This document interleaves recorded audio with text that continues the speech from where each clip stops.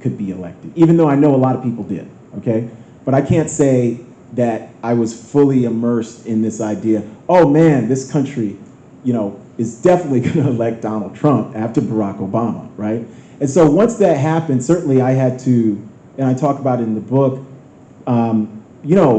confront and deal with certain things. And so I think what this book allowed me to do, and then while writing it, 2020 occurred, and 2020 was really interesting for me in the sense of how many people wanted to find more about American history. Black History was on the bestsellers list, Ibram Kendi, How to Be an Anti-Racist, but so many more, right? Like people wanted to know, right? And you could see it was genuine. And so I think for this book, I wanted to tap into my own experience in history and how I came to use history as something that was going to be a tool for not just learning, but also for healing too, right? To sort of cope with the fact of this deep history, right? This deep, at times ugly, bitter history, but at times beautiful history as well, right? And so, that's why, so in this book, it's dedicated to my mother, but it's dedicated to sort of Black people and Black women who've helped me along the way, Sonia Sanchez. There's been so many different mentors that I've had, and I wanted to write something that really showed why, on some levels, when you think about the United States, people have crafted these narratives, like the narrative of American exceptionalism that I push back against, that are so simple and so they basically ignore how smart and committed people really are. That they can actually face a deeper truth and still come out unified and still come out wanting to build that beloved community that Martin Luther King Jr. talked about. And I wanted to do that in a way that was unvarnished and not unearned, because I think what happened to us in 2008 with Obama is that we all of us embraced a kind of unearned optimism to the extent that we had people who are still languishing in jail. We had people who were still facing all these injustices. One great gigantic barrier had been broken, but there was so much more pain, right? And as somebody who's a Christian, one of the things, that was taught to me in New Bethel Baptist Church in New York City growing up was this idea that God wanted us to serve the least of these, right? And the least of these were, the story of the Good Samaritan, and why the Good Samaritan was so important, and how other people, when they saw somebody who was homeless, who had been injured, there were different people who wouldn't stop because they had different meetings, and they just had things to do. And then this one person stops because it matters. Like this person matters. And in a lot of ways, when we think about America at its best, we are the Good Samaritan, right? But so often we have not been. When Reagan talks about us as a shining city on the hill, we haven't been that shining city on the hill for everybody, right? And saying that doesn't somehow make you hate the country. Saying that does not somehow make you lack patriotism, right? I don't think that Frederick Douglass or King or Fannie Lou Hamer criticized America because they hated America. I think they had that critique out of a deep sense of love, at times a sense of disappointment and frustration, right? And so I wanted to sort of tell that story. And it's a difficult story to tell if you're trying to tell it with that much nuance. Fantastic. I'm watching our clock here, and maybe one more question, and then we'll open it up to the audience. Here I'll combine a couple of questions and maybe nudge us a little bit towards that second reconstruction, but also give you the opportunity to talk a little bit about just broadly what you've done over the years. Your work in this book, but also elsewhere, on sort of situating the concept of Black power, something people have heard about, but have probably different kinds of understandings of. The relationship between someone like Malcolm X and Martin Luther King, that you've written so eloquently about, but also sort of carried forward here to the present in the relationship, perhaps, between Black Lives Matter, the activists at the core of that, and perhaps the folks in and around the Obama administration. And so I wonder if you could just sort of reflect a little bit, and this could be maybe in the historical sense, in the sort of Second Reconstruction sense, or in the sort of contemporary landscape, about the relationship basically between various iterations of Black radicalism and what we think of as mainstream civil rights. To what extent does it make sense to think of those as separate, parallel, interlocking, sort of movements, impulses, and so on. And sort of how maybe thinking about that in the context of Second Reconstruction, in the context of the movements of the 50s and 60s, maybe helps us better understand what appear to be sort of fractious and sometimes contentious relationships in the present.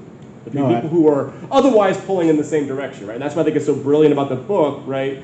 That Reconstructionist impulse is both present throughout, but not uncomplicated. It's dynamic, it's multifaceted, it fractures, it frays, but also weaves back together, and I think that comes through here. But just for the sake of our audience, we could talk a little bit about that. Oh, absolutely. Thank you. I think this goes back to the narrative wars. Like throughout the book, I talk about these narrative wars. And the narrative wars are based on what story are we telling to each other about us. And this includes all of us. So when we think about the Third Reconstruction, the subtitle is American Racial Justice, but this is about democracy, but the core of democracy and our divisions, certainly race, class, gender, sexuality, ability, so many different things, but anti-Blackness becomes at the core of our discontents because of the history of the country. So when we think about the narrative wars, the Second Reconstruction is pivotal here.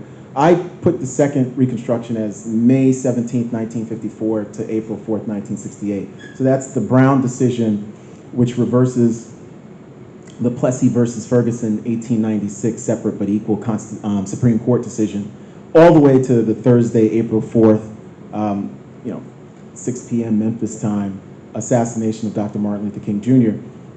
When we think about that Second Reconstruction, I'm thinking about that time period as the high points. A decade earlier and a decade later would encompass the whole period in a lot of ways. When we think about the Second Reconstruction, what I argue is that the most important aspect of the Second Reconstruction, even more important than the Voting Rights Act, the Civil Rights Act, all of it, the March on Washington, all of it, is really the way in which what the movement is able to do, both from the grassroots and the top down, is tell us a new story about ourselves. And that's what, and Dr. King is called a communist for doing this. He's called everything but a child of God for doing this. And what that new story is, it centers racial justice. John F. Kennedy is a big part of it, especially by 1963. James Baldwin, Medgar Evers, Fannie Lou Hamer, Ella Baker, so many different people, Septima Clark, so many different people. But there's white people, Annie Ponder, there's so many different folks who are part of this movement. And that Second Reconstruction is pivotal for the Third because by 1963, we have a national conception of ourselves, and I'm actually working on a book on 1963 right now, just a narrative history of 63, where racial justice is a political and moral good.